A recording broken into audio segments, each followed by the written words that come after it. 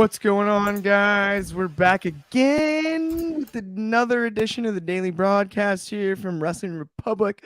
It's me, Clark Taylor.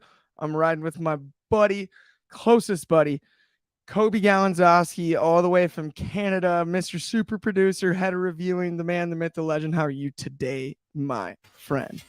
Doing pretty good. We're here to kick off the weekend, and we have a SmackDown with title implications. We'll get to it later, of course. Absolutely, and we should have Anthony joining us here at some point during the live broadcast. He'll be here. He's got a little delays. It happens, man. It's a busy dude. We'll have Anthony Ricciardi here for you in a few minutes, but it is Friday, February 10th. Once again, we're on the Wrestling Republic daily broadcast, and it's a SmackDown preview show. This is always a fun one. I've got all my blue on, ready to go for SmackDown, ready to go for SD on Fox. And Coby, let's get into it. It's a stacked card, as usual of late. Correct me if I'm wrong on that, right? As far as it being stacked, we have two things announced. We do have the tag team championships and the Usos versus the winners of the tournament, and that is Braun Strowman and Ricochet. And then we also have a number one contenders 4-way. But where do you want to start, Clark? Let's get into the tag team division, don't you think? Out of the gates, I think maybe Usos and Braun and Ricochet. That feel good to you?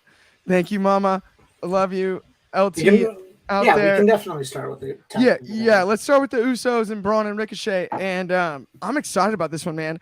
And you know what? You know me. I was complaining about Braun, and it's funny because Ben Allison, owner, has said on this very program, Braun is arguably the best return. I think both you and I have agreed with that too on this very program a few times. He's arguably the best return. And I think a big part of it is this pairing with Ricochet. It makes sense. It works. I dig them. After the flippity floppy comments, the almost, okay, wait a minute. Did you think of it this way though? Pairing, I really like. I do not know that they're the team to take the belts off the Usos, but given all else that's at play here, who knows? What do you think on this one, Coby? So I think the interest is that was actually my original take, was that Braun Strowman's been the best return. And I wholeheartedly believe it because he's been the one firing all cylinders. He got a massive pop.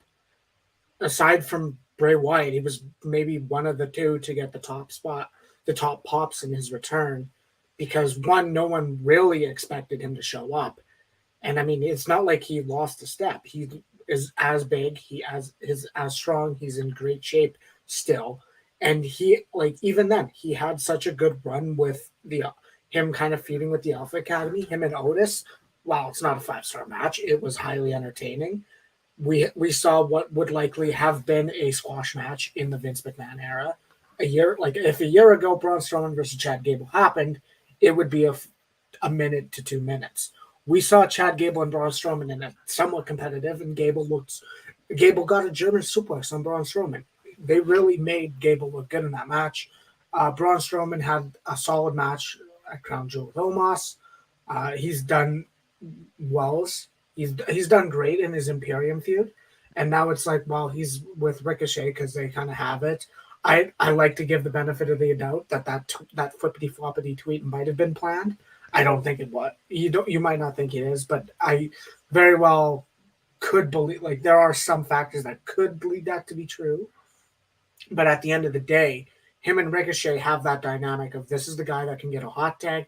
Ricochet can do the athleticism. Hell, a shooting star off of Braun Strowman's shoulders, give it to me. There's a lot of things you can do with it. Now, they're not going to be the best tag team psychologists in the company. That goes to people like the New Day, people like Pretty Deadly, who are very underrated in NXT. They just delivered the bum-ass Corbin of the tag division. Exactly. Oh, you good? So no, but and to Coby's point, I'm super with you, and I really like what you were saying there, especially about the tag work specifically, and the flippity tweet speculation. I'm with you. We've talked about this off camera. You and I. We've talked about it with Ben, we talked about it with Anthony. I'm not sure that it wasn't planned. I'm not sure that it was. Either way, the execution off the back of it was brilliant in my eyes. And I think that's where I'm at this point. This is one of those matches, though, where the only fear I have is they've, to this point, as we just discussed, built Ricochet and Braun to a level where, yes, they look like legitimate contenders. But does the bloodline dissension and storyline overshadow this match bell to bell tonight? Do you have any thoughts on that, Kobe, or no? I think at the end of the day, and we do have Anthony, and I'm just going to let my point come before we welcome in. The whole idea is I think it is going to overshadow the match in a while. I think the win is if they were to take the victory with the tag team championships, it's going to be overshadowed by some form of bloodline, whether it's Jey Uso not showing up, Jey Uso being the cost, leaving, Jimmy Uso in any form. We can see something happen that could probably overshadow the match. And I guess to continue the point that the only part of the Braun Strowman return that I kind of dislike is that they kind of used the World Cup, which brought us the great match of Ricochet versus Gunther, as a stepping stone to get to Braun and Gunther as a singles match, which even then, that match was solid. That was one of Braun Strowman's best matches, period. But I do genuinely believe Braun's been one of the greatest. Not the greatest, but he's having a good run so far. His return is solid. And I do kind of think, and I am leaning to be inclined that they are going to get the victory. Okay, so wait, say that one more time. Who's your pick there, Kobe? I do think Braun Strowman and Ricochet are going to. So you do believe that they will win the belts? I love that. And let's welcome to the show our boy Anthony Ricciardi. And please do me a huge favor before I toss it to you. Do not apologize. It's all good. We're rolling with it. And we're just happy to have you here to catch you up on what we're talking about.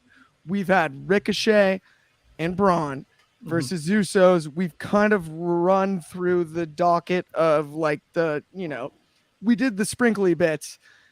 The major question that we're discussing right this second, and we're kind of working through, is will the bloodline storyline overshadow the bell-to-bell match between the Usos and Braun and Ricochet? And how do you feel about that? First, tell us how you're feeling and what's up. Good to have you. And then tell us how you're feeling about the match.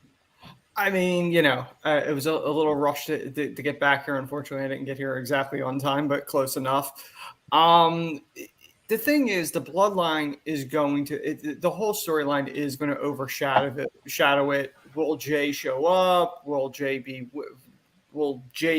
working with Jimmy? I mean, that's the thing. Ricochet and Braun, I feel like that's a placeholding team.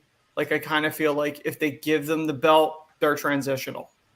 I don't know how long of that run's going to be, and it feels like Braun and Ricochet were pretty much thrown together because we got nothing else for either one of them. That's the impression that I get, that they were just kind of thrown together. I do think they're going. It appears that they're going to separate the tag titles since they're defending them separately, unlike the world title. So I mean, it wouldn't shock me if either Jey doesn't show up, or if Sammy plays a role in costing the Usos at least one of their tag titles and potentially, possibly going after some more gold. And I really like what you had to say there too, especially about the splitting of the belts topic. And before we even get into the rest of the SmackDown card, this is kind of a fun one we can toss around with the three of us. Mm-hmm. Obviously, we have the unified belts essentially in the men's tag division as well as the men's world title division with Roman Reigns. Now, we can get into a very broad conversation. But do you think it's too early to split either? Do you think it's time to split both? I don't want to get into super details, but when do we split these titles? I mean, and I'll start with you, Anthony. Yeah, and then we'll toss it to Kobe. I mean, that's the thing. I remember the original draft, and Clark, you remember this. The original draft, the women's and the world champion defended the title on both brands. And I think that the problem is you have Roman as champion, he's working an insanely limited schedule. So that's why I think it puts more pressure on you have to have a world champion on both brands. I kind of feel like if you have one world champion, it adds more prestige to it. And as long as you have a working champion that's willing to work both shows and simultaneously can have feuds on both brands. I mean, literally at this point, Rey Mysterio, who has no belts, had both a feud with Karrion Kross and his feud with his son Dominic, and they're two separate brands. I think you can solo champions. I think can work as long as the champion's willing to work both shows and you're able to make it work. But the question is what they're planning to do. The other problem is, yes, there's a brand split, but they ignore it whenever they feel like ignoring it. So it doesn't feel like a true brand split. Like, to me, a true brand split is they don't interact other than maybe Money in the Bank, Survivor Series, Rumble, those type of events. But now it's, you don't know who's on what brand because they keep moving people, and then people just show up whenever on both shows. So it's a problem that they have, and they've had even from the original brand split for years. Yeah. For sure. And Kobe, what are your thoughts on that one too? Like, how do you feel about the splitting of the belts? And obviously we see the belts, right? There is a Raw Women's World Championship. There is a SmackDown Women's World Championship. You know, there's the two separate belts. And to add to even what Anthony said about it's been a long time problem, how do we solve this? I think you're in the position of, this is something that I don't want to say the previous regime did, but this was. At the end of the day, we ended up having, yes, if you want to bill it as one of the biggest matches of WrestleMania history, you can. But we had Brock Lesnar versus Roman in a title for title match. At the end of the day, that was a Vince McMahon idea, and a Vince McMahon idea to put the title on Roman Reigns. What makes no sense to me is why they took, let's put the title on Roman Reigns, where we have 5 hours of TV, and he theoretically is only going to appear on two of them once in a while for however long, because we know from April, May, and somewhat June, he was not there. The main storyline on SmackDown for a bit was the Usos and RK Bro.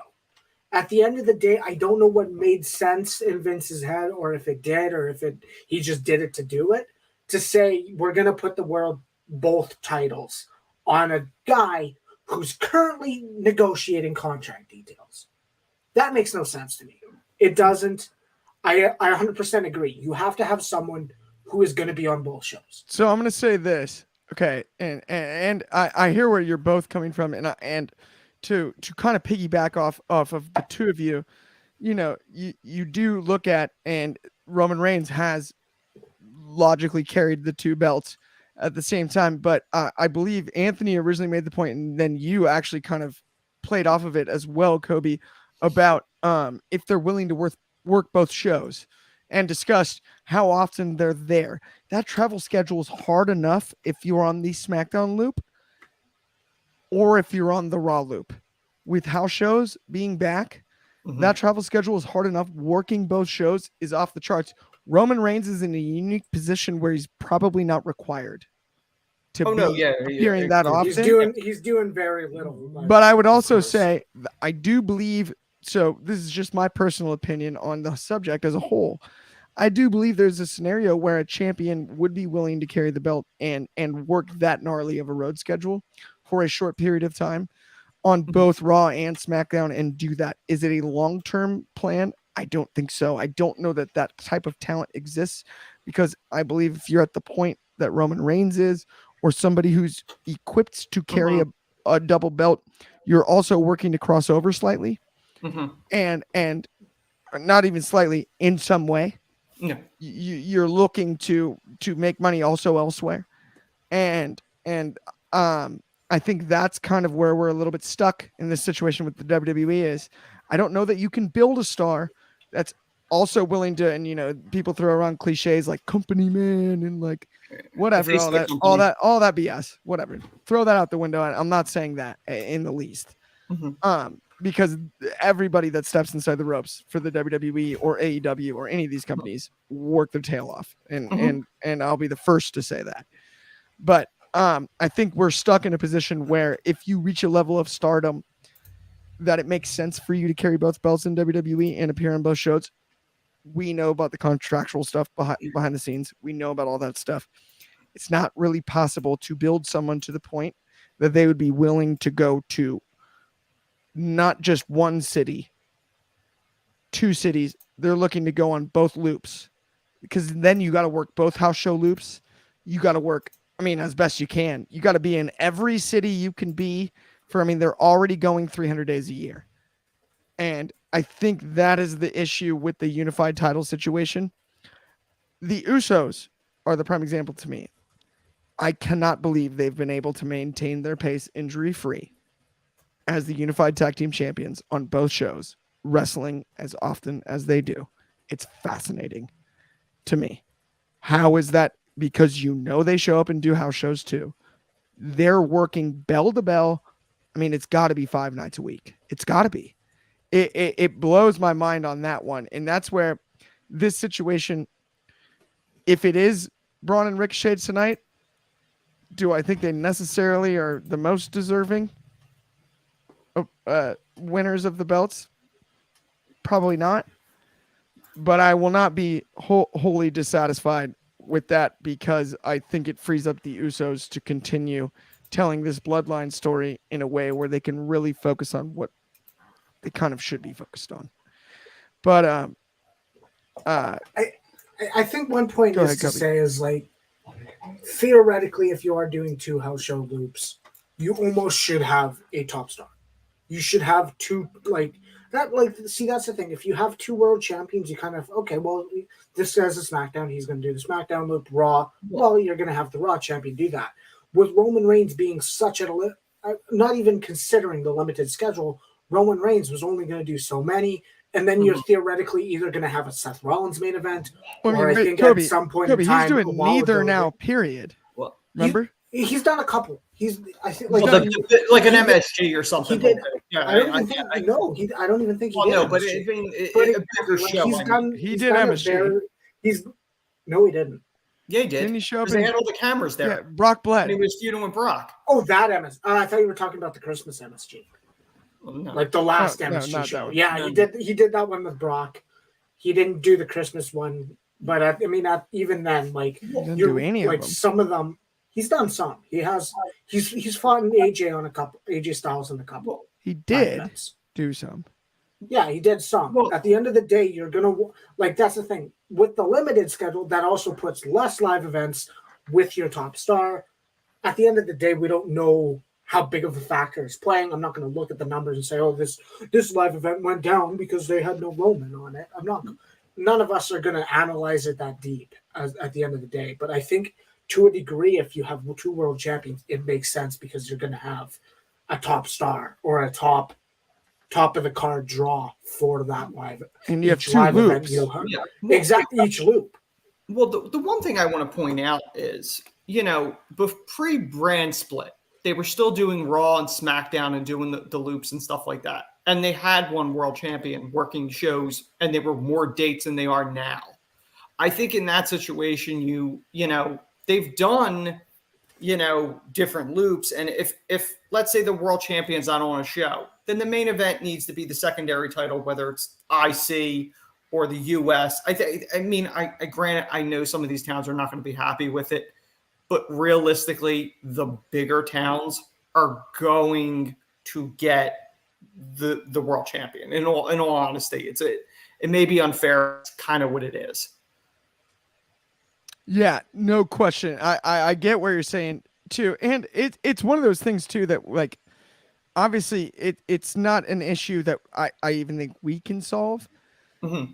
Right? It's one of those things too where, like, and whether you want to call it an issue or not, Mm-hmm. it's just interesting to not see a world championship appear on Raw on a lot of house shows. I understand that he's appeared on some house shows, but for it to be just like that was the case With Brock too. as far as with Brock as well. It's It's an issue, and I also wonder if like the scale star power wise almost hurts him in a way. For example, I think Cody Rhodes might, if healthy, be able to work and be more That's my fault. willing to work a That's my fault. longer loop. I'm not saying that's my call to win the match at Mania. I'm not saying that. Anthony, No. I'm Yeah. glad you're agreeing with me there. We're not going to No, dive completely. super deep into that, but Yeah. Cody Rhodes might make a touch more sense on that travel loop for the next year by comparison to Roman Reigns, given the opportunities Roman Reigns has crossover wise. Mm-hmm. And yes, thank goodness also, though, Kobe, we're on the same page. Let's move on to the next topic, which we did just flip in the chat, Anthony, if you're not looking at the chat. Yeah, I did see. Flipped the order. Okay. That's why I typed it in there, Kobe. Not your fault, though. You're super producer. You still keep the super title. But for now, it's the Intercontinental title picture. And one of my favorite belts of all time is the IC belt. This Gunther run is off the charts. I still keep wanting to call him Walter. I mean, it's on the tip of my tongue every time the G in Gunther, Gunter, whatever, comes out. But we'll get there. We'll cross that bridge later. Yeah. Madcap Moss, Santos Escobar, Karrion Kross, Rey Mysterio. Rey Mysterio Jr., that is. Auto Hall of Famer.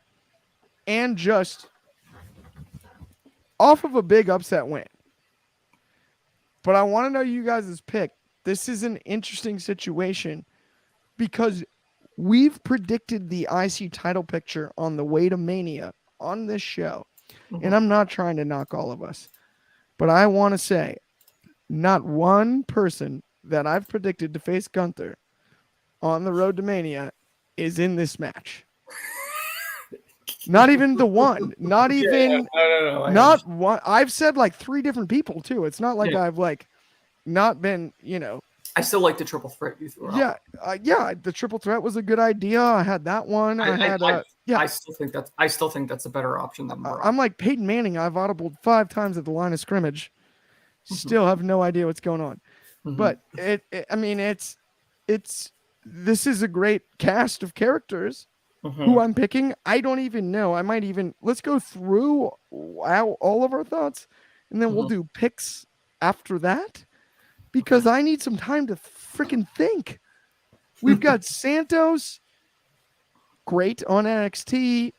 I don't know. We've got Madcap Moss. I thought he was Riddick Moss again, maybe. If you're going to put him back in black trunks. Either one's a horrible name. Yeah, and then you've got Karrion Kross. More importantly, Scarlett. And then, of course, the first ballot Hall of Famer. So let me get you guys' thoughts. Let's let Kobe go first this time. No doubt. What's your pick here?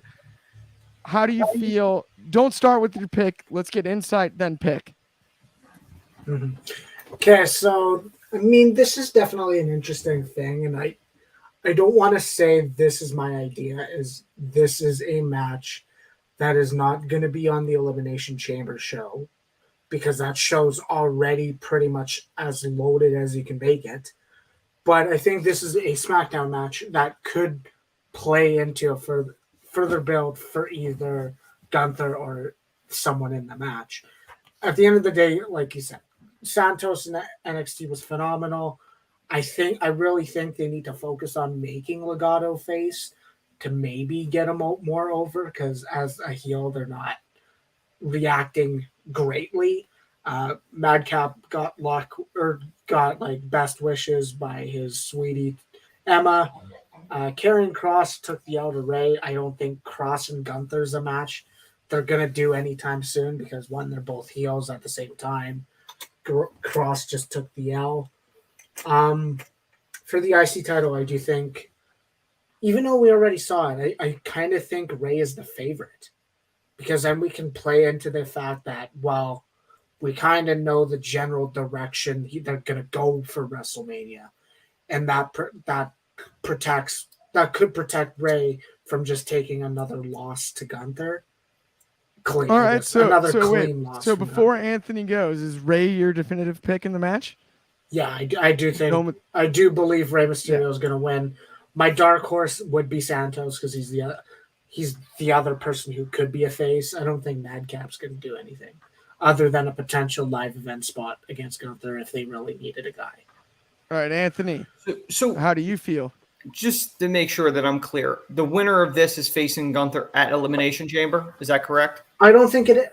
They have haven't not specified- defined where the match will take place. Sorry They to haven't jump on you there, Coby. specified. It is no, 100%. They I haven't. don't think it would I don't think it's not I don't gonna think be it's on I don't think it's Mania. I really don't. No, I it's not. don't think this is for Mania, but It's not WrestleMania, but they haven't specified that it's not. it's either a Elimination Chamber. SmackDown or Chamber. I Got don't it. think it's. Got I it. only said I don't think it's Chamber because of the fact that it's already a stacked card. So it's one of But those. I do think it is a SmackDown match. It's not going to be Cross, like you said. He's a heel.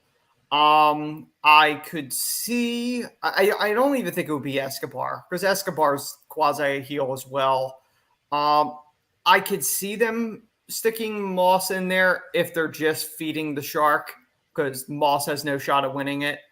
I could see them doing Ray with the logic being, especially if it's at Chamber, Dominic interfering, setting up the WrestleMania match. I think we all kind of know that's where this has been.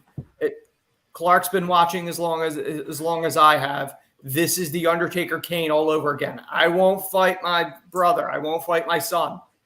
Then they fight at Mania. The only other way they copy this anymore is if the pay-per-view after Mania, they do an Inferno match. I mean, it's pretty much. If they do flames around the ring, it'll be a carbon copy. Yeah. So Actually, to be fair, that almost would be fun. Do it, and then Dominic takes the mask and burns it. I don't know. That's a spot I'd like. That just cracked me up. That's a spot I'd like, but it'll never happen. I'm glad I was able to do that for you, Clark. Man, that got me. But I didn't realistically, think about that. it's probably Ray, and it's probably going to be Dominic costing him in the end. That would be my guess. I mean, realistically, if they stuck Moss in there, they're just feeding the shark. They're not ending Gunther's reign for anybody in this match. To be perfectly honest, No, they're not. And I would be completely floored if they did. Yeah.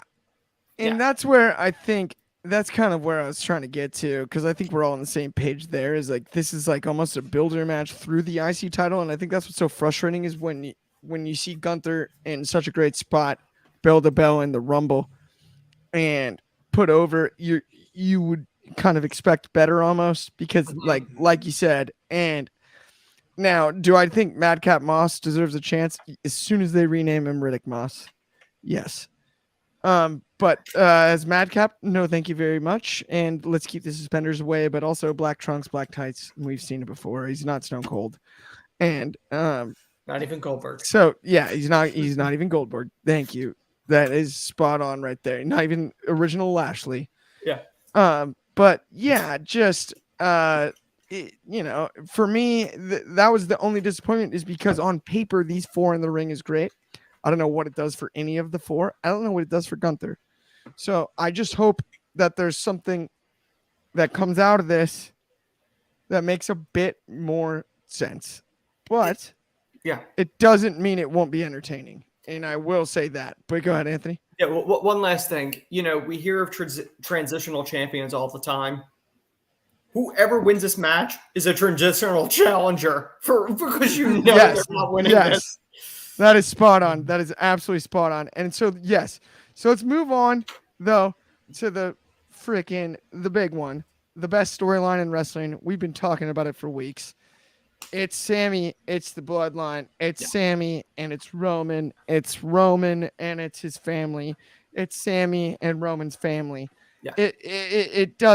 There's no stone unturned. Kevin Owens' involvement, everything. What do we see for tonight, guys? I'm going to start with you, Anthony, and then we'll toss it to Coby. I mean, you're not going to see. I don't believe you're going to see Kevin Owens until Chamber. I think he makes his return at Chamber. That would be my guess. Canadian crowd, it all makes sense. I mean, the focus is either going to be on Jay or Sammy or both tonight. I would be my guess. Since they brought Sammy back last week, and I know I had the conversation we discussed this last week, and I was like, nah, I keep him off. I keep the focus on Jay. I was half right. The focus was on Jay for most of the night, but they did bring Sammy back, and they actually did a really good job with it. And this was the conversation Clark and I had. I loved the spear. I thought it was well done. It was limited, but it worked. I thought it worked. I think you're probably going to see more of that, but obviously Sammy's not going to be able to jump Roman again. Like realistically, they're not going to go that route again. So I don't know. I'm curious to see where it's going, but that's been the MO for this entire run, where you think you don't, and it doesn't matter how long you've been watching wrestling, you really don't know, and that's the great part about this angle. No doubt, I'm with you there, Kobe. You got thoughts on any early predictions tonight, and we'll get further into it. Let's just chomp at this one till we go home, because this is a good one. But Kobe, what's the Bloodline doing today? What's Sammy doing today? So my only guess is I theoretically believe the next time we do see Roman isn't this show. I think the next time we do see him is going to be in the Montreal SmackDown, and then as well as the Chamber, of course, because that's when the match is. I think we get something with Mr. Advocate, Mr. Special Counsel. We're going to see a Paul Heyman promo. We saw him deliver a masterpiece with Cody Rhodes. Not in the article. Oh, it was a masterpiece. It was something that you can't write. At the end of the day, when Paul Heyman breaks on TV, something's up. That's all that really needs to be said about that. But I do think Heyman's going to be used tonight to further the storyline. If Sammy's involved in the tag match is another discussion we kind of touched upon earlier. But I do think we could have a really good back and forth between Heyman and Sami Zayn. And then whether or not it's just Solo Sikoa and Jimmy Uso runs down, I think Jey Uso continuing to abstain or continue to avoid addressing the elephant of his Sami Zayn friendship or relationship, or the betrayal that was obviously taking a big part of his mind away, and really is the reason why he's not on TV right now, is because he's thinking he doesn't know what to do. He's been heartbroken. He's seen what Roman was doing to Zayn back from what he experienced in the early days of the Tribal Chief. Overall, it's a phenomenal story. No one's going to say otherwise, but I don't think we have Roman tonight. And yeah, Kobe, even without Roman, though, I actually liked what you kind of said there, and you kind of hinted at it, but didn't go all the way. But I think we just need one more piece just to move us to next week again, as they've been doing. And if they can continue to deliver what they've been doing, and I think that's the brilliance of this story, is the fact that the three of us don't have a true idea, right? Totally. We can all speculate. And we watch as much wrestling as anybody we all, between the three of us, we watch as much wrestling bell to bell, week to week as anybody. And if the three of us are going, I'm not sure, but they've yet to under-deliver, they're doing something right. And I think that's where this week they can really give us another step in it, and it doesn't even have to be a big one. Just like a nugget, just a little move us along and keep us intrigued. But there will be something. And before I get to you, Anthony, I know you're ready to go, but I want to say personally, that's also part of my fear with what's going on with Roman and Cody. Is logically speaking, if there is a pop every week for Sami Zayn being one step ahead of the Bloodline. Whether Jey Uso's involved in that, whether anything, that hasn't been done in a long time. You have Sammy with the conspiracy theory gimmick earlier last year. It's the ultimate flip. All of a sudden now everything's going right still. after he turns on Roman Reigns, it's the ultimate flip, and it's a pop every single week. My fear is that's what sabotages the story that's being told between Cody and Roman. I don't think that it's something that will be an issue. I do think with Triple H at the helm, this is something that will be well navigated. But I will toss it to you, Anthony, because I know you have insight on that, and I know you also had something else to say. So I'm sorry. Yeah, for cutting yeah, you yeah. off there. No. Yeah, you got me on two. The one thing, the thought process that I had was I would actually, since obviously they didn't keep Sammy off TV, I would keep Jay off TV until the Chamber, and that's when he makes his decision. You Solo Sikoa as the fill-in tonight. Almost the Freebird rule that, that's what I would do. And Sammy could still cost them the titles if that's the direction they go with it.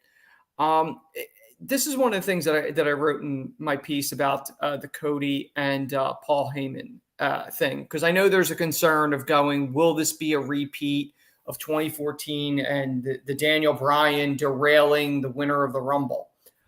I don't think that applies here.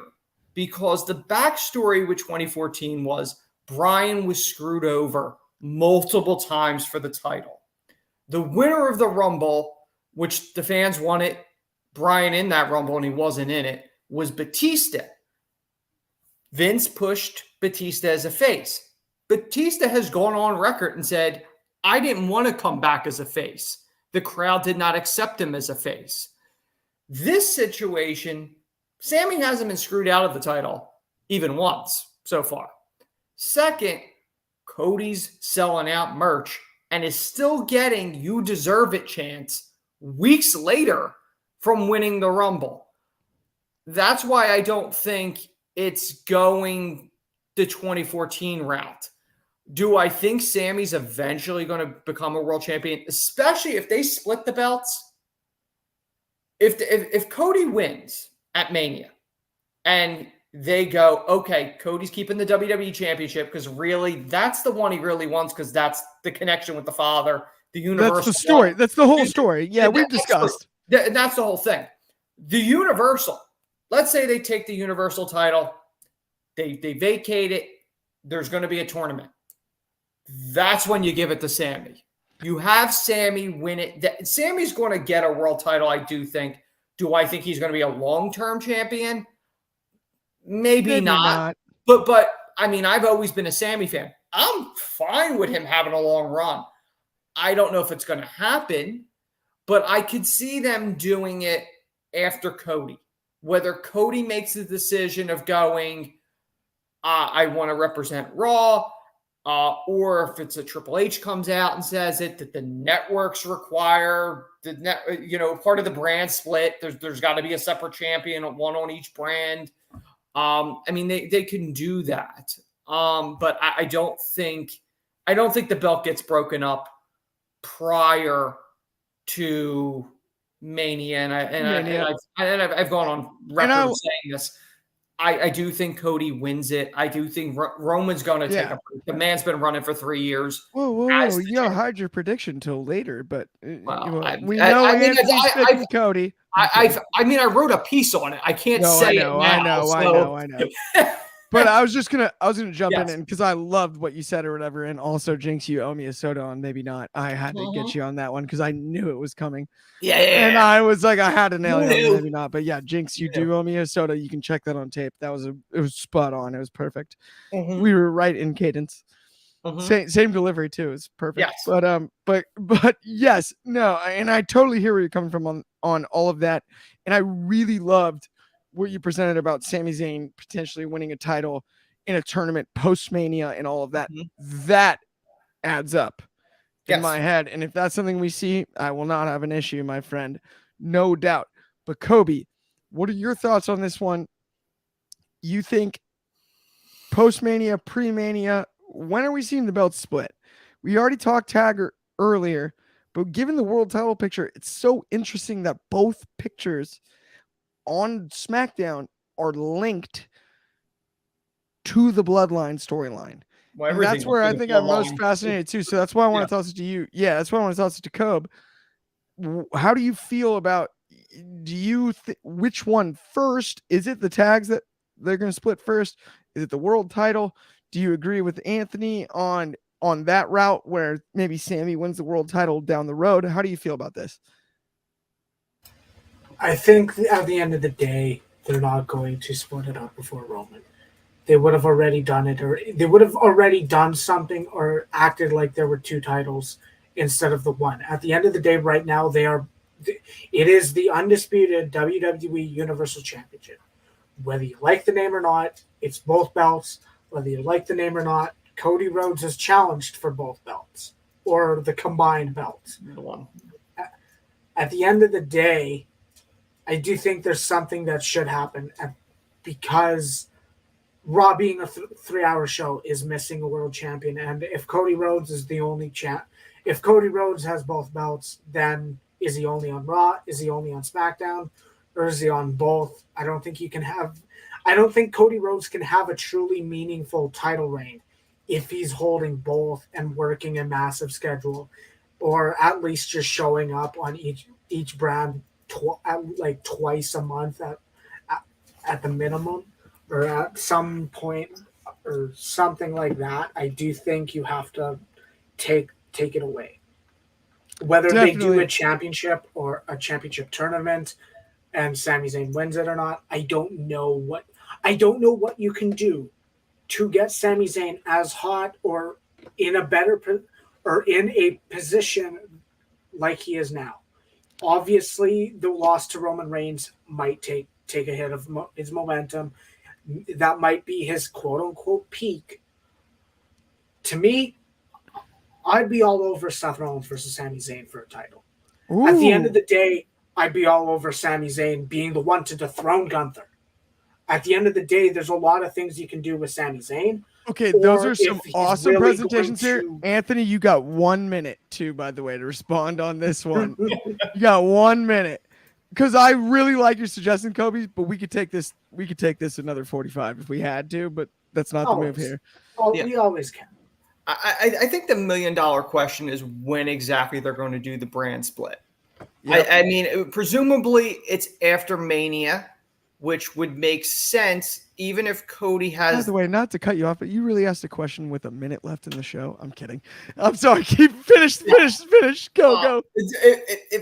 Even if Cody is temporarily working both shows, leading to the brand split, and then that's when they do it. I mean, you could do that. Sammy dethroning Gunther is certainly a possibility, but I think the only problem is there's not that tied in the Roman thing, the long reign. Yes, he's a former Intercontinental Champion, but he has no history with Gunther either. So, I don't know if it'll have the same dramatic thing. I do think presumably Sheamus is the guy that on paper seems the most logical because the Intercontinental title is the one title he's never won, and they've already had a classic last year. I think that's where they're going with it, but I think Sammy most likely will go for tag with KO. I think that's the most likely. But 100%. But him going for the Universal Championship, because like I said, I think Cody's taking the WWE when they split it. I would think that would be the most logical sense, whether it's a tournament, whether it's a battle royal, whatever. I think that's when Sammy gets his belt. Gets his comeuppance. And most likely he's going to eliminate someone from the bloodline. Presumably, let's say Roman's gone. It's probably going to be Jay. It could be any of them, and I'm with you. I think a Jay Sammy final for the Universal title would make the most sense. Totally possible, and I'm totally with you on that. By the way, actually, that one, Jay Sammy. Hello, ladies. Look who's back. I'm in. Yeah. This has been such a fun show today. As always on Friday, leading you into SmackDown. I got riding with my boys, Anthony, Kobe. Always follow, subscribe, like, do all of that. Wrestling Republic at Wrestling Republic on everything. Do it.